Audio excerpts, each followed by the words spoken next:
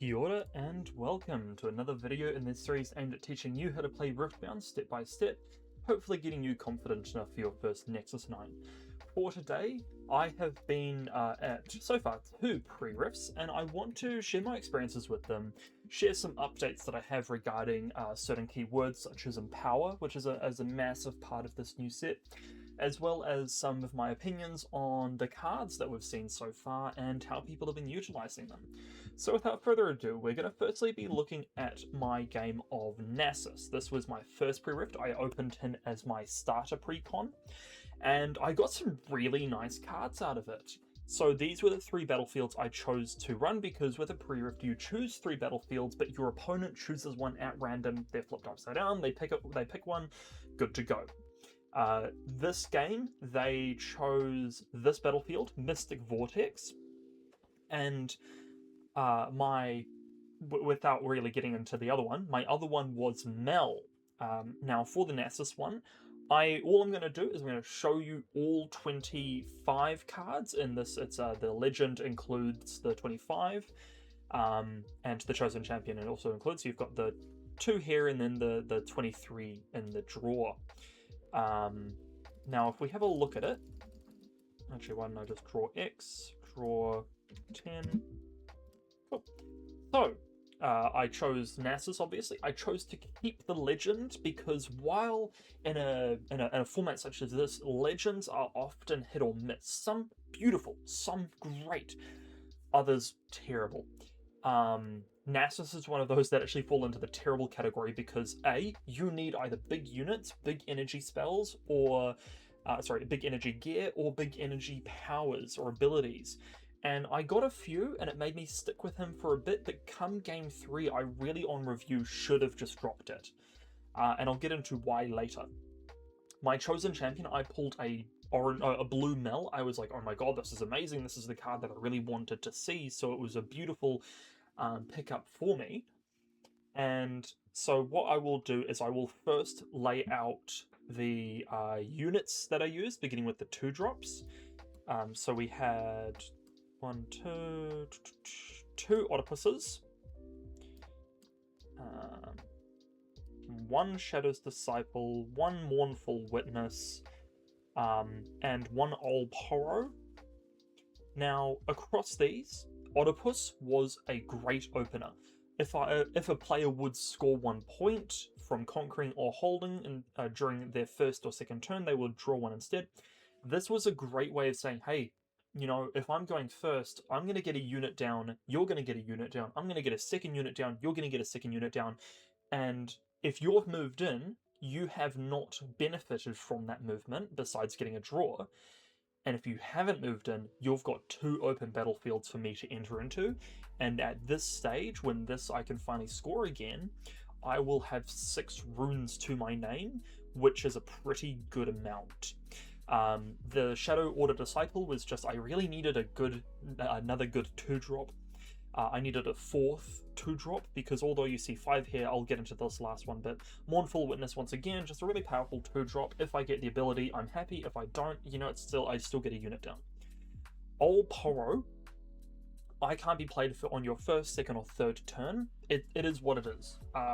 It is a 2-drop for 4 might.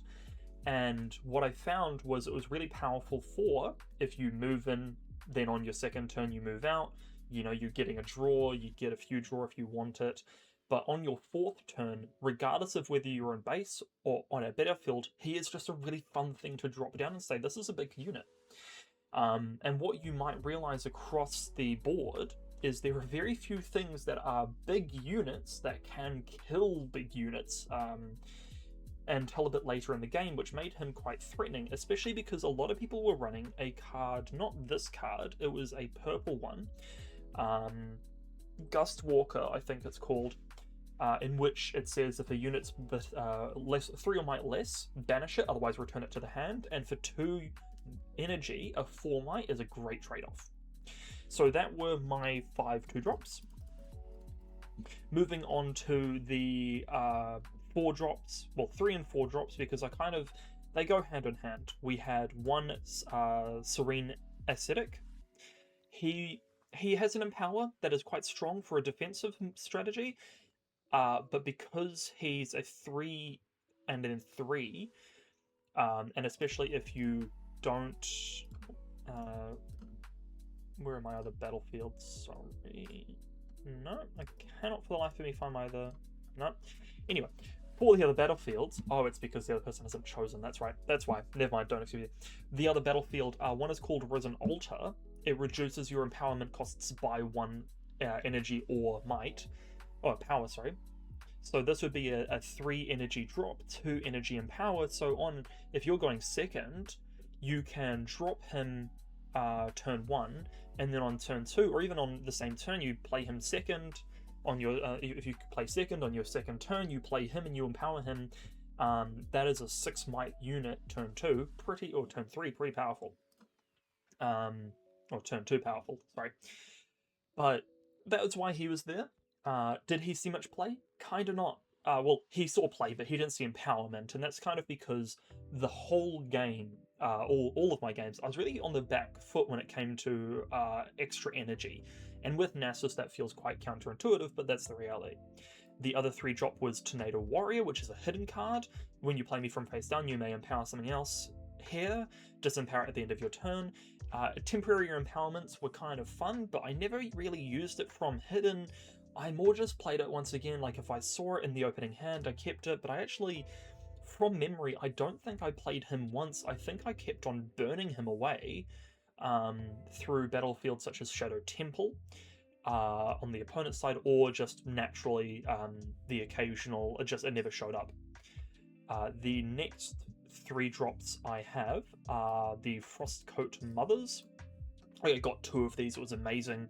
This is a 3 energy, 3 might, but it has an empower 12, but for every rune you have, it costs 1 less. So at minimum, from the moment you play it, it's already a 9 empower. Obviously, Nasus looks at the written cost, not the actual cost, so most of the time I would drop this when I was at 8, 9 runes, it would be worth 4 or 3 energy, and then I'd return 2 energy straight back to the pool, and this would become a 6 on drop. Really powerful. These 2 cards did me really well. I ended up winning 1, losing 2, but the 2 I really lost were they were nothing burgers. One was against an Akali that had no spells. It was pure just might gear, and that did not work for this deck. This deck wanted to interact. And the other one was an Ambessa, which cooked me. They did really well. They got a Kale. And I just couldn't get over it, and it was too late by the end of the game. So these did really well in the one game I won, but it is what it is. Now, moving on to the 4 drops, I had 2 Kenku Life Blades. Now, these have an Empower 2 for a +1 in ganking, but I really liked the ganking, and the reason is because if you're going first on turn 2, you move in, you drop one of these to a battlefield, your battlefield becomes a 6 might. Yes, you're tapped out, but come the next turn, you empower and he can move over to the other battlefield. Which was really, really important when it came to tempo in the game, because I did get a few of these, but first and foremost, the second the opponent read ganking, they went, okay, this changes how I have to play this, and they would sometimes run in just kill this to trade, because they didn't want me to have a way to get over to the battlefield easily. They'd rather me be stuck at this battlefield with just my 2 drop, and then come turn 3, I would drop something even bigger here. So those were those. Next were my 2 more favourite units, the Grumpy Rock Bears. Now these, much like the Frostcoats, have an Empower 12, reduced by 1 for every rune you cost, but it's a 4/4 that turns into a Deflect with Shield 3. And a 7 might unit is terrifying for a lot of people. In fact, this was where most people's spells ended up being targeted to. It was the biggest draw of aggression out of the opponent was towards these 2 units, because they realized I cannot one-on-one fight this. I have to do something else. I have to do tricks, and so a lot of people played out some really powerful cards just to get rid of a 4-drop, which is really fun. But as you can see, I'm about to run out of a curve, so it wasn't like it was overreaching for a potential later issue. Then you have Applied Researchers. Now, Applied Researchers is another 4-drop that actually reduces the cost of spells by 1 power and 1 energy. If it's empowered as a 4-drop, I don't actually ever think I empowered it. I think that, as you can see, the number of spells I have in my hand, it's quite minimal, but a lot of them are really cheap to begin with, so the 1 reduction wasn't as important as I originally thought, and so I never really empowered her. But once again, 5 4-drops, we had 5 2-drops, we had 4 3-drops, and 5 4-drops, unit-wise, so we're already looking at about 14 units. Now, moving on to the last 2 units, I played 2 Esteemed Hierophants. Now, Esteemed Hierophant says, while you control 7 or more runes, prevent all damage that enemy spells and abilities would do to me. This was a really strong way of kind of preventing the initial aggression that would force me to play cards prior to combat, because they would have to play something in order to kind of begin that assault, and then find a way to get over this might in one way or another. And most times it was some form of empowerment, it was some form of bolster.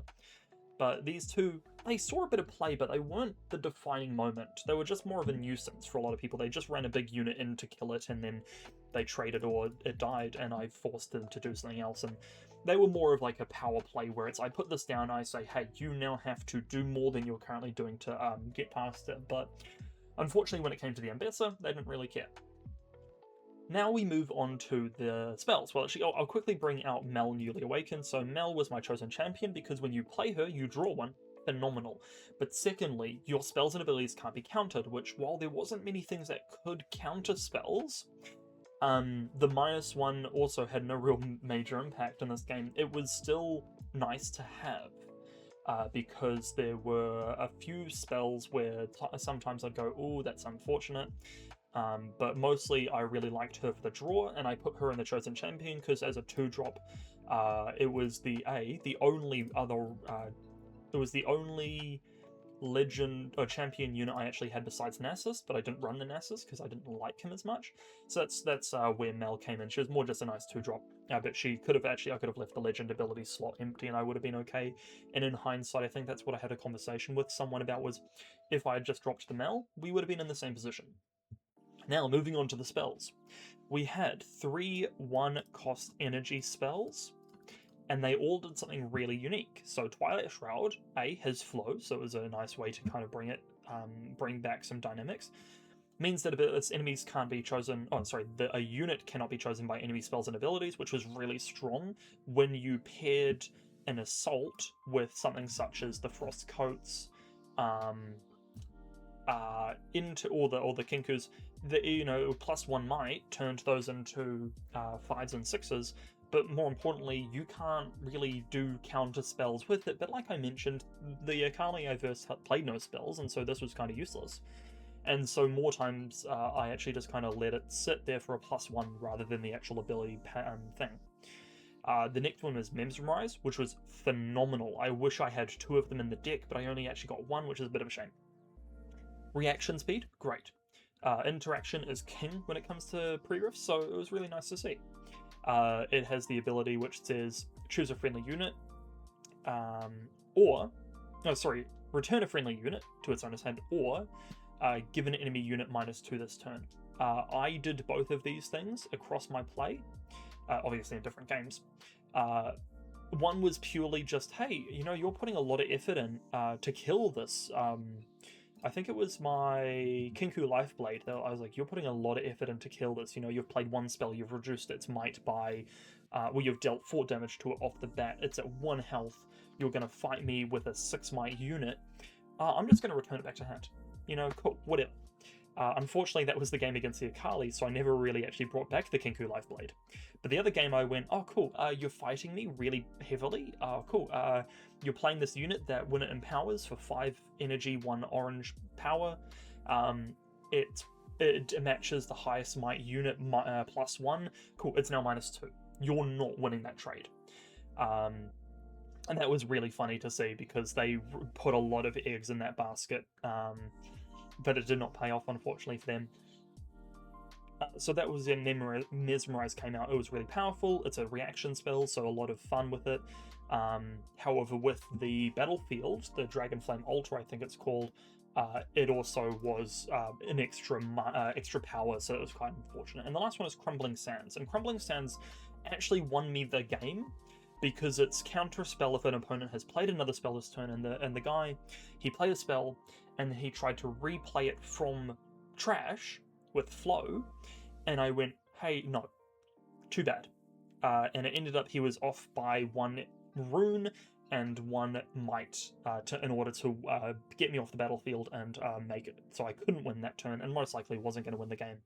So this was really strong, but its limitation of requiring 2 spells, especially in a format such as this, where, I mean, if you look at, I have 3 spells here, 1 spell here, 1 spell here, 1 spell here, 1 spell here, 7 spells, and all of mine were cheap, but I often wouldn't play more than 1 in a turn, especially because these 3 are non-action speed, and this one a reaction. So 4 spells out of my 7 were not action or reaction, which means that they actually had not much utility in respect of the Crumbling Sands, and a lot of people were like that.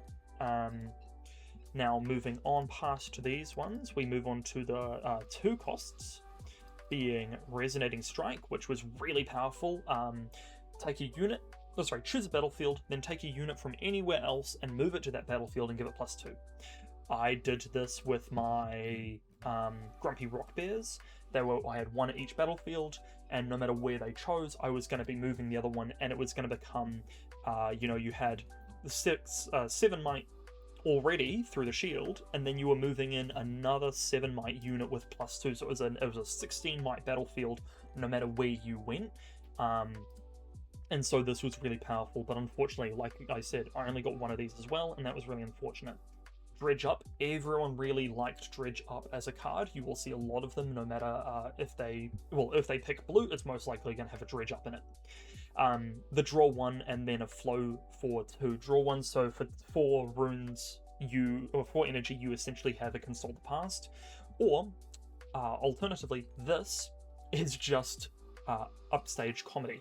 Oh, downstage dramatics, sorry. This is just downstage dramatics at slow speed, not at reaction. But when it comes to downstage dramatics, you're often not playing it for reaction card speed anyway. So it just became you'd play it, then you'd flow it, and you'd draw 2, and it'd be great. So it was really handy. Now, the last 2 cards were Innovative Design, which by all intents and purposes, it's just Production Surge. But you can play it twice, and it doesn't draw you a card. So a little worse. But the 4 energy, no power, make mech.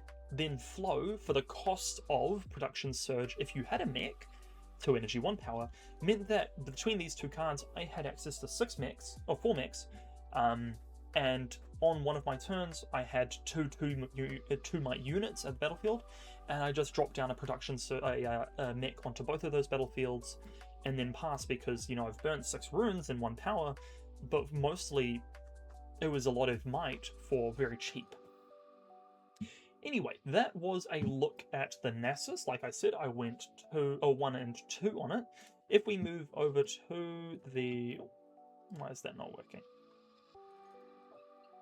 Don't mind me. Let me just swap that over. There we are. Cool. So, this was the Mel game. These were the 3 battlefields. The only difference is instead of Threshold of the Grey, I had Dragon Flame or Dragon Altar for the Nasus.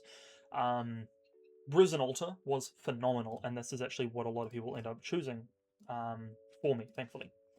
There you go. Oh, sorry, Mystic Vortex. Sorry, I was calling it Dragon because there is a Dragon battlefield in this game. Now, Mel's legend ability was king. You had a lot of empowerment abilities, and the -2 made a major difference. And for her, I pulled Kale. Now, Kale was a really interesting one because she has the ability where she can be empowered multiple times. But like I mentioned, empowerment is, with more clarification, it is binary. It is either on or off. You cannot stack it. That was my mistake when I played, I think it was Kennen. And so while I can empower her multiple times, you cannot stack the empowerment that would be received. Obviously, Mel has the stipulation of it can't be empowered if it's already empowered, but more looking like Kennen, who doesn't have that prerequisite. So she can be empowered every time you empower her, up to 3 times. She gets +2, so 3 to 5 to 7 to 9, and then at 9 you have ganking and deflect 3. This card, a lot of people called it a bait, either for better or worse, but honestly, it was great. I had a lot of fun with it, and I think everyone else did too. This deck I went 2 wins, 1 loss. The 1 loss was unfortunately against an Akali, I believe it was. Oh no, it was against a nothing. They chose to not have a legend. But they ended up actually going first in the entire format, so it is what it is. You can see the 3 colors here: Chaos, Mind, and Order. For the Nasus, it was Chaos, Mind, and Calm, so I really liked the Chaos and Minds, apparently. And like I did with the other one, I'm going to go over the 2-drop units first. So we had 2 Oedipus, 2 Shadow Order Disciples. Let me just pop those in. And I had 1 more? No, I just had those. Cool. So apparently I was a bit more flexing the lower number. Once again, 4 2s, but they actually kind of worked out. I had to pass 1 game, which was unfortunate, but it was what it is. But same example, like a explanation. The Oedipus were really good. The Shadow Wars were just another 2-drop. Moving on to the 3s, I had the Apprentice Mage. I had 2 Soul Spinners. And that is it.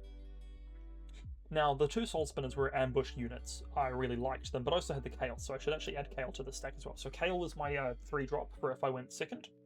But only sometimes. I would much prefer having Apprentice Mage come out early, or even a Soul Spinner early, than the Kale, because Kale would often draw a lot of aggression, but it's okay, because sometimes, like I think my last game I did, my second game against the nothing that I lost, I had to pull her out because I had none of these in my hand, which is a big shame.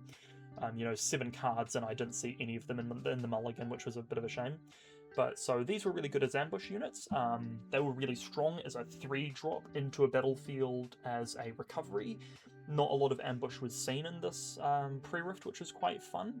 So having the Soul Spinners was really nice. The Apprentice Mage giving me Predict and having +1, so it became a 4-might. As a 2-drop was great. The 2 Empower meant that obviously you could do it the following turn and get the Mel trigger. So these 3 together was a really nice combination of opportunities that I could have. Now moving on to the 4-drop, once again, Applied Researcher, not as powerful as it needed to be. 2 Kinku Lifeblades, once again, I got these 3 and I was like, hey look, they're 4-drops, they're strong, I don't need to say much more about that. They just filled the same criteria as they did for Nasus. Now the 5-drop was where it was at. Stargazer. Spells with flow you may play from trash cost 2 less to a minimum of 1. You may already see them. I have 2 dredges. Keep in mind, this is now a 2 energy draw 1, flow 1 energy draw 1. So these 2 dredges became insanely good. From the Deep was a 1 flow. I think, yep, Dragon Form was a 1 flow. Those were the only ones I had flow with, but this became a really strong card where I just dropped it into a battlefield. It was a 4-might, sure. Or I dropped it into base and said, hey, I've got a whole lot of actions I'm going to do. And one of my turns was I play Stargazer. And then for 1 energy, I'm going to make 2 tentacles. And then for 2 energy, I'm going to draw 2. And then for 1 energy, I'm going to turn a unit into a 5-might. Well, actually, the following turn, I turned one of those tentacles into a 5-might, ran it in, and cleared the board. So that as a 5-drop was phenomenal. It was kind of what I was hunting for most of the time, was just on turn 3, find this. The other 5-drop was the Mel Chosen Champion, well, my potential Chosen Champion, but I chose not to. 5-might, 4 power, when I become empowered, banish enemy unit at a battlefield with 3 or less. This was a really quick way to clear something, and because the empowerment was just discard a spell, I would sometimes drop her, throw away one of my flow spells, and then get rid of a quick unit here or there, because the 3-might or less was a lot of people's 2-drops most of the time, or all of the time. It was a 2-drop gone, and just for free, because you develop, and you can discard the spell, and then usually the flow is going to be equal or the same price. And then if you have Stargazer, obviously it's cheaper, and so this was really strong as well. But those were my 2 5-drops there. Moving on to the 6-drop, the only one that was worth talking about. The other one, it's just a big tank unit, so I'm going to ignore him very quickly. He was just very strong to put. But Swain was a very, very fun unit. I would put him down. In hindsight, it is totally a bait for this kind of configuration. I put into my deck a lot of things I shouldn't have because I wanted him to work. I got 1 trigger, but at the end of the day, it was a 6 energy, 1 power, 6 might unit that reliably became quite annoying for a lot of people because while, yes, I would usually just move it into a battlefield to score a point, I wouldn't get the trigger. People still didn't like the fact that it was a 6 might unit and they had a very few ways to deal with that cleanly, so he was fun. Now moving on to the gear first, I had 3 gear, 3 questionable tomes. These were fun ways to just quickly empower a Mel. I would drop it, I would empower, I would get the trigger, I would -2 something, and then I'd move something in to kill it, and then the next turn I might disempower to draw 1, but more time than not I would actually just spend the 3 energy in order to empower for the Mel. And they would sit there because this deck, game 1, I decked out on. I went through my entire hand, my entire deck, and actually had to give the opponent a point, and I was sitting there going, oh my god, I've lost this game because he's at 6 point, he's about to conquer me, he's about to go to 7, and then I'm about to deck out because instead of Risen Altar, unfortunately for me, they chose to put Shadow Temple, which is when you hold here, burn 3, and I was holding here, and I burned my last 3 cards, and then had to reshuffle and draw 1, and they got a point, but they were actually only at 5 points, they went to 6, and then I burnt out for 7 for them. But then that turn I ended up winning anyway, but because of that miscalculation, I was actually like, oh, I've lost. But we're okay. Now on to once again, these were useless. Now on to the spells. Once again, 2 dredge up, nothing new. The key barrier, however, this spell is great. It was so powerful at just doing so many terrible things to the opponent. It is at reaction speed. It is just saying prevent the next 7 damage. I've covered this in the canon commentary, but this really held up in this format. It was a really strong way of just kind of saying, oh, you're going to do all that damage. Okay, cool. You can do all that damage with your spells, and then you're going to fight me, but then I'm going to throw this down. You're going to take the damage off the key barrier, your unit's going to die, and then I'm going to heal. And that's exactly what happened. I had my Swain out, my 6 might Swain at the I think it was the Risen Altar at the time. They use a 5 damage spell, discard a card. They put me down to 1 might. I had 2 tentacles. I had 1 tentacle there, so I had 1 tentacle there as well. And then they move in with a 3 might unit, and I go, cool. Are you passing priority? And they went, oh yeah, sure. And I went, cool, tap 2, I've now got a 7 might barrier. And their unit died, and my unit healed all the way back up, and then because of key barrier, I actually still had 4 shield there. And so they had to actually pass the turn. They went, oh, yeah, no, I pass. There's nothing there. Actually, no, I think they did clear me off in the end. But they had to do another... Oh, they had to empower their unit. They went down to like 3 runes. And they were like at 7 at the start of the turn or something like that. It's some crazy. And they just pushed through, and they had to really... Oh, no, it wasn't Swain, it was my Kale. My Kale was there with 2 triggers of empowerment, so it was at 7 might. So it wasn't Swain, sorry. But the Kale was there, and they had to burn a lot of stuff to get the Kale off. And then I think after all of that, they then had to just banish it back to my hand anyway, or they did end up killing the Kale, but because of that, the tentacle was still there, and so, it was, oh no, the tentacle wasn't there because the tentacle died to the previous one. I'm getting a few very stressful moments mixed up in that respect, but no, so the key barrier, phenomenal, end of the story. My last 3 cards, all 3 cost spells, all have their own unique importance. So Up from the Deep, quick 3 drop for 2 units, really strong turn 1 play. The Flow as well, really strong. A lot of times I would flow it for 3, but when I did eventually find my Stargazer, this would be really, really good as a 1 energy 2 might. The Wind and Ghosts is the one I was talking about earlier. Choose a unit at a battlefield. If it has 3 or less might, banish it, otherwise return it to its owner's hand. Someone had to use this against my fully empowered Kale, and they were burning 4 power to do it. But I had the same card, and turn, it would be, you play a unit on your turn 1.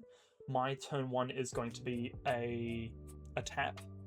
Oh, not a tap, a play a unit, and then their turn 2 is going to be a conquer, and then my turn 2 is going to be get rid of your unit, and then conquer the same battlefield. So it was a really quick way of just de-ramping the opponent for such a cheap amount.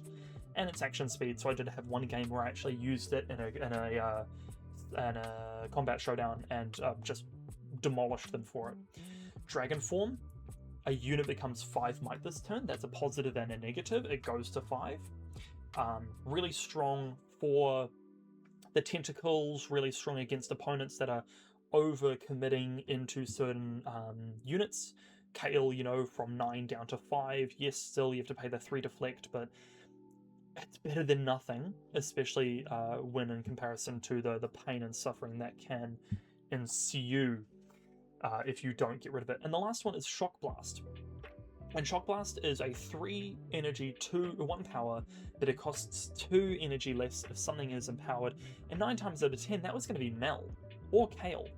And so it became a 1 energy, 1 power, deal 4 damage to unit at a battlefield action that just rinsed people.